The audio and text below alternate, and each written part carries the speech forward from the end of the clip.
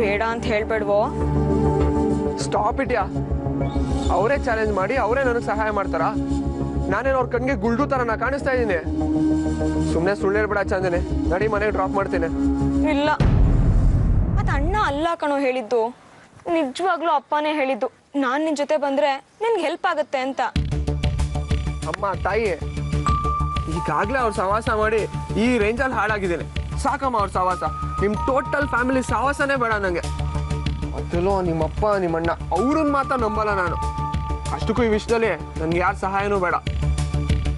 Please ಕಣೋ ಅಭಯ್, ಲೈಫಲ್ಲಿ ಅಣ್ಣನ ಋಣ ತೀರ್ಸೋದಕ್ಕೆ ಸಿಕ್ಕಿರೋ ಒಂದೇ ಒಂದು ಚಾನ್ಸ್ನ ಮಿಸ್ ಮಾಡ್ಕೊಳ್ಳೋ ಹಾಗೆ ಮಾಡಬೇಡ್ವೋ. ನಾನು ಬರ್ತೀನೋ, ಪ್ಲೀಸ್.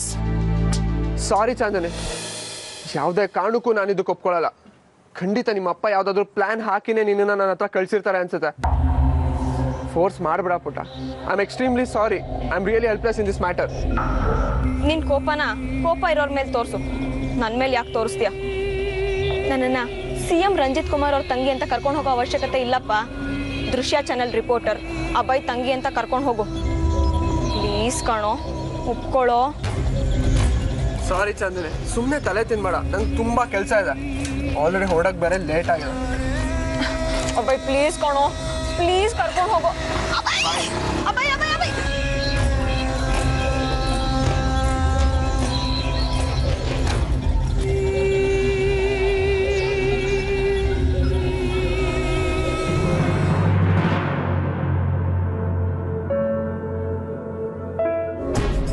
दीदी, शांति, राज,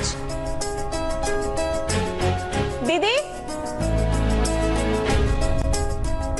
दीदी, शांति, राज. अरे चांदनी, ಯಾವಾಗ ಬಂದೆ ನೀನು? ಈ ಮನೆಯಲ್ಲಿ ನನಗೆ ಬೆಲೆನೇ ಇಲ್ವಾ? ನಾನಂತ ತಪ್ಪು ಏನು ಮಾಡಿದೆ? ಅರೆ ಈಗ ನಿಂಗೇನಾಯ್ತು? ಯಾರು ಏನು ಮಾಡಿದ್ರು? ಮತ್ತೆ ಅಬ್ಬಾಯ್ ಚಿಕ್ಕಮಂಗ್ಳೂರ್ಗೆ ಹೋಗ್ತಾ ಇದ್ದಾನೆ. ನಾನು ಜೊತೆಗೆ ಬರ್ತೀನಿ ಅಂದ್ರೆ ನಿಮ್ಮ ಮನೆಯವ್ರು ಯಾರ ಹೆಲ್ಪ್ ನನಗೆ ಬೇಕಾಗಿಲ್ಲ ಅಂತಾನೆ. ನಾನು ಅವನ ಜೊತೆಗೆ ಹೆಲ್ಪ್ ಮಾಡಕ್ ಹೋಗ್ಬಾರ್ದಾ? ಅವ್ನು ಯಾಕೆ ನನ್ನನ್ನು ಅವಾಯ್ಡ್ ಮಾಡ್ತಾ ಇದ್ದಾನೆ? ನೀನು ಚಿಕ್ಕಮಂಗ್ಳೂರ್ಗೆ ಹೋಗ್ತಾ ಇದೀಯಾ? ಬೇಡಪ್ಪ. ನೋಡಿ, ಜನರು ನನ್ನನ್ನು ಅವಾಯ್ಡ್ ಮಾಡ್ತಾ ಇದ್ದೀರಾ. ಪ್ಲೀಸ್ ಶಾಂತಿ, ನನ್ನನ್ನು ಅಬ್ಬಾಯ್ ಜೊತೆ ಕಳಿಸ್ಕೊಡಿ. ರಂಜಿತ್ ಅಣ್ಣನ ಋಣನ ಪೂರ್ತಿಯಾಗಲ್ದೇ ಇದ್ರು ಅಟ್ಲೀಸ್ಟ್ ಸ್ವಲ್ಪನಾದ್ರೂ ತೀರ್ಸೋ ಅವಕಾಶ ಮಾಡಿಕೊಡಿ. ಋಣನ? ಹೌದು ಶಾಂತಿ, ಅಭಯ್ಗೆ ಬಿಟ್ಟು ನನ್ನ ಬಗ್ಗೆ ನಿಮ್ಗೆ ಯಾರಿಗೂ ಗೊತ್ತಿಲ್ಲದೆ ಇರೋ ಒಂದು ವಿಷಯ ಇದೆ. ರಂಜಿತ್ ಅಣ್ಣ ನನ್ನ ಸ್ವಂತ ಅಣ್ಣ ಅಲ್ಲ.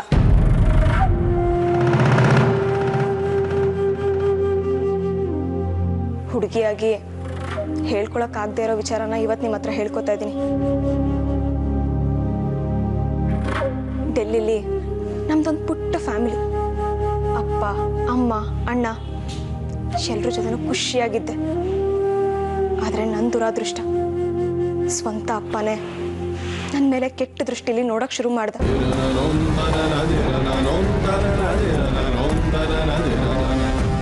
ಮತ್ತು ಮಾಡೋ ನೆಪದಲ್ಲಿ ನನ್ನ ಮೈ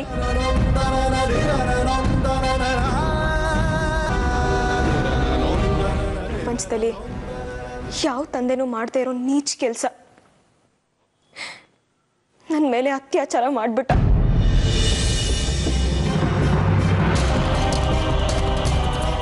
ಎಷ್ಟು ಗೋಗರಿದ್ರು ಮಗಳು ಅಂತನೂ ನೋಡಿದೆ.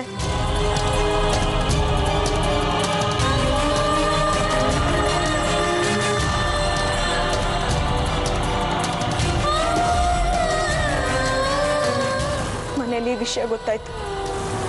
ನಮ್ಮ ಸಂಪ್ರದಾಯದಲ್ಲಿ ಒಂದು ಹುಡುಗಿ ಹಾಳಾದರೆ ಅದಕ್ಕೆ ಕಾರಣ ಆದವ್ರ ಜೊತೆನೇ ಮದುವೆ ಮಾಡ್ತಾರೆ. ಆದರೆ ನನ್ನ ತಾಯಿಗೆ ನಾನೇ ಸೌತಿಯಾಗಿ ಹೋಗೋದು ಇಷ್ಟ ಇರಲಿಲ್ಲ. ನನ್ನನ್ನು ಮನೆಯಿಂದ ಆಚೆ ಹಾಕಿದ್ರು.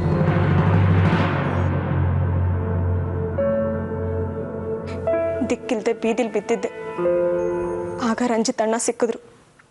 ನನ್ನ ಕಷ್ಟ ಕೇಳಿ ನಿನ್ನನ್ನು ಸ್ವಂತ ತಂಗಿ ಥರ ನೋಡ್ಕೋತೀನಿ ಅಂತ ನನ್ನನ್ನು ಕರ್ಕೊಂಡು ಬಂದರು.